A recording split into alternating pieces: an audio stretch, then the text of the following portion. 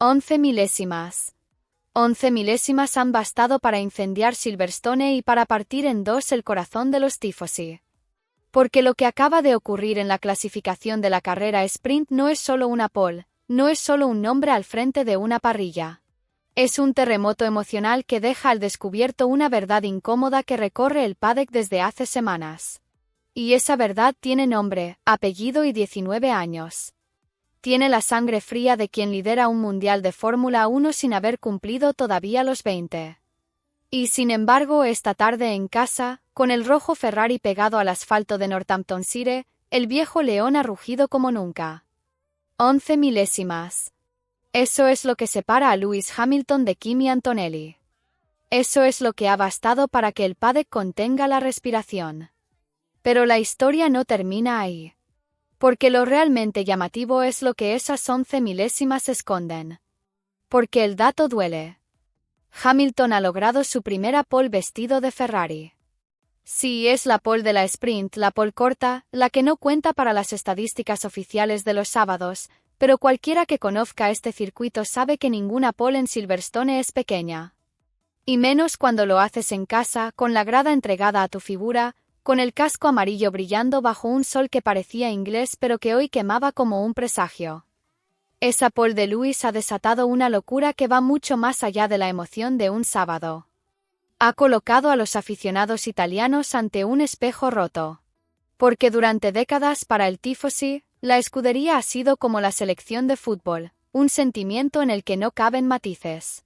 Pero ahora llega un chaval de 19 años, italiano, líder del campeonato del mundo, piloto de Mercedes, y se planta a 11 milésimas del ídolo de toda una vida. ¿Con quién se queda el corazón de Italia? La pregunta no es retórica. En el paddock se respiraba una tensión rara, una especie de silencio incómodo entre los ingenieros de Ferrari. Porque saben que la gesta de Hamilton es inmensa, pero también saben que Antonelli no es una promesa. Es una realidad que amenaza cada fin de semana con descuadrar todas las narrativas. Y aquí surge la primera capa de misterio. La jornada empezó con una advertencia que muchos pasaron por alto. Los libres 1 no fueron una simple exhibición de puesta a punto, ni un baile de cargas de combustible. Hamilton ya marcó el ritmo entonces. Y lo que parecía una anécdota se ha confirmado en la clasificación sprint con una autoridad que hiela la sangre. Lewis ha ganado las 4 rondas disputadas hoy. Las 3 de la quali sprint y los libres. 4 de 4. Barrido absoluto. La sensación que flota en el ambiente es que el bajón de Ferrari en Austria fue un espejismo provocado por la altitud, y que aquí, en un trazado que respira como Barcelona, el motor italiano ha recuperado su identidad. Y cuando ese motor respira, Hamilton se transforma. Pero vayamos por partes. Porque si rascamos un poco debajo de la superficie, empiezan a aparecer las preguntas que nadie quiere responder en voz alta. ¿Por qué Leclerc está desaparecido? ¿Qué está pasando con Russell? ¿Dónde se han metido los McLaren? ¿Y por qué demonios Williams está a 1,3 segundos del corte? La sesión nos ha regalado pistas, pero las pistas no siempre apuntan hacia donde los equipos dicen. En la SQ1 vimos lo esperado y lo inesperado. Hamilton ya mandaba con una décima sobre Leclerc, un Leclerc que, según las cámaras, apretaba los dientes y recortaba poco a poco. Pero el gesto de Charles al quitarse el casco no era el de un piloto satisfecho. Era el de alguien que siente que el suelo se mueve bajo sus pies. A su lado en el garaje de Mercedes, Russell era quinto y Antonelli séptimo, con Max Verstappen colocado justo entre los dos flechas plateadas. Y en ese momento llegó la primera sacudida. Alonso saldrá 21º. Fernando el Samurái, el que hace milagros con cualquier trasto, cayó en la primera criba sin paliativos. Y no hubo excusas de tráfico. Simplemente el Aston Martin de este fin de semana no estaba para más. En el box de Silverstone se vio a un Alonso serio, muy serio, intercambiando miradas con sus ingenieros que hacían presagiar una noche larga. Sainz pasó como 16º, arañando el pase a la SQ2 por los pelos. Y en esa supervivencia ya se leía el guión de lo que vendría después, una agonía vestida de azul Williams. Porque en la segunda ronda, con medios obligatorios, el madrileño superó a Albon por casi medio segundo, una diferencia que normalmente haría sonreír a cualquier piloto. Pero la realidad fue un mazazo. El tiempo que cerró la 10ª plaza, el billete a la SQ3, lo marcó Lando Norris. Y Carlos se quedó a 1,3 segundos de esa frontera. 1300 milésimas. Un mundo. Una confirmación brutal de que a Williams le falta mucho más de lo que quieren admitir para pelear por los puntos en circuitos como este. Y cuando hablamos de este circuito hablamos de curvas rápidas, de apoyo aerodinámico, de una eficiencia que castiga sin piedad al que no tiene el paquete completo. Pero el verdadero terremoto emocional se cocinó en la clase media. Porque la clase media ya no es lo que era. Se ha convertido en una trituradora donde cualquier error se paga con el olvido inmediato. Los Alpine, el equipo que Flavio Briatore está reconstruyendo con mano de hierro, se diluyeron como un azucarillo. Ni Gasly ni Colapinto lograron colarse en la SQ3. Los de Enstone pasaron el testigo a los RB, los hermanos pequeños de Red Bull, que ahora se codean sin complejos con los monstruos de Milton Keynes. Esa es la nueva jerarquía. Los RB comiendo en la mesa de los mayores mientras Alpine, con toda su historia, se queda mirando desde la puerta de la cocina. Y la temporada avanza, y brillar se vuelve un lujo cada día más caro. Llegó entonces la batalla definitiva, y con ella la escena que va a dar la vuelta al mundo. Max Verstappen, que durante buena parte de la clasificación había estado merodeando posiciones modestas, sacó su último intento del bolsillo y se coló en la 3ª plaza. Tercero sin hacer demasiado ruido. Lo justo para recordar a todos que el campeón nunca se va del todo, por mucho que el coche no vuele. Al hacerlo adelantó a Leclerc y a Russell. Y ese movimiento aparentemente técnico disparó todas las alarmas. Porque Leclerc y Russell no son dos pilotos cualquiera. Son los compañeros de los dos protagonistas de esta historia. Son los señalados. Y ambos atraviesan un problema que no sé. Más Charles que George, todo hay que decirlo, porque Russell llega de ganar el domingo pasado y eso siempre lubrica el alma. Pero basta observar sus gestos, sus reacciones al bajarse del coche, para entender que la sombra de sus respectivos compañeros de garaje es muy alargada. La prensa italiana susurra. La prensa británica analiza con lupa cada mirada. Y las redes, como no, ya han dictado sentencia. Los segundos pilotos de los dos equipos punteros no están encontrando su sitio. Mientras tanto en McLaren la historia es otra. Y es una historia que huele a decisión arriesgada, quizá a error de cálculo. No montaron el motor Mercedes mejorado. Fue una elección propia, consciente, estratégica. Y el resultado es que hoy han estado un paso por detrás de los mejores. Un paso que en Silverstone se mide en décimas de segundo y que, con un sprint por la mañana donde la degradación de neumáticos mandará, puede traducirse en una losa demasiado pesada. ¿Por qué renunciar a una evolución del motor en casa de Mercedes? En el paddock no pocos se preguntan si se trata de una cuestión de fiabilidad a largo plazo o de un simple error de planificación. La explicación oficial no ha convencido a todos.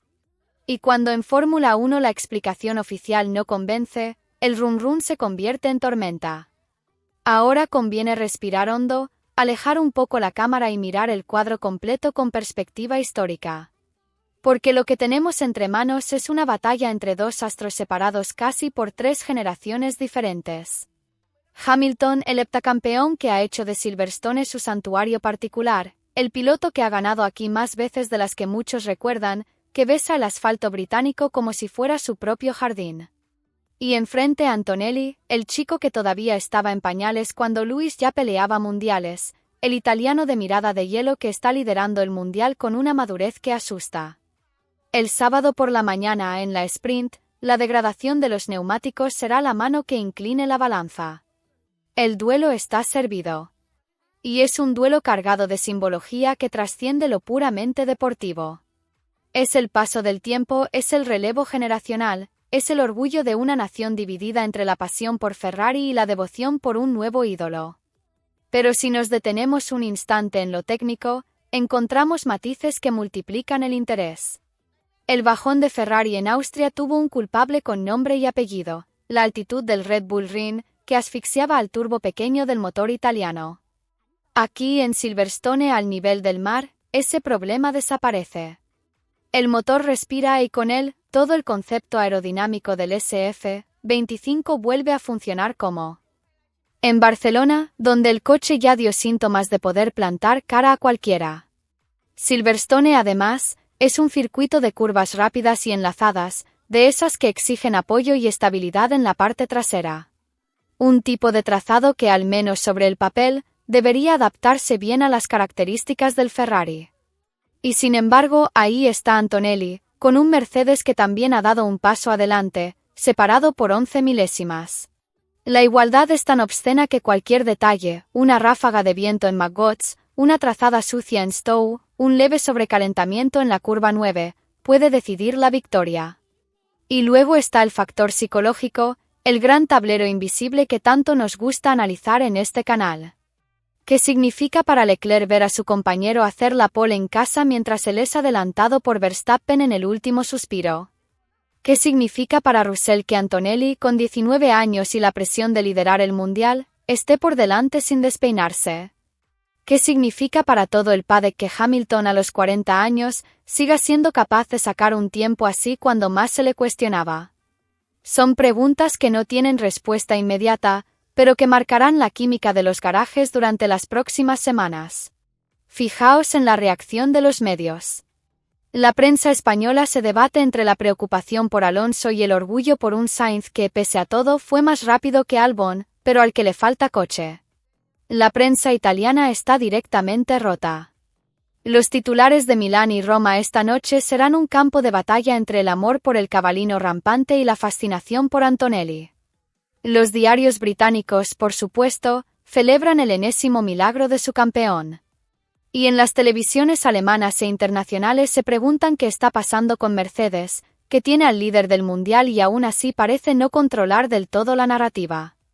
Las redes sociales, mientras tanto, arden con comparativas de telemetría, con la foto de la diferencia de 11 milésimas ampliada hasta el píxel, con montajes que colocan a Hamilton como el padre que no quiere ceder el trono y a Antonelli como el heredero impaciente.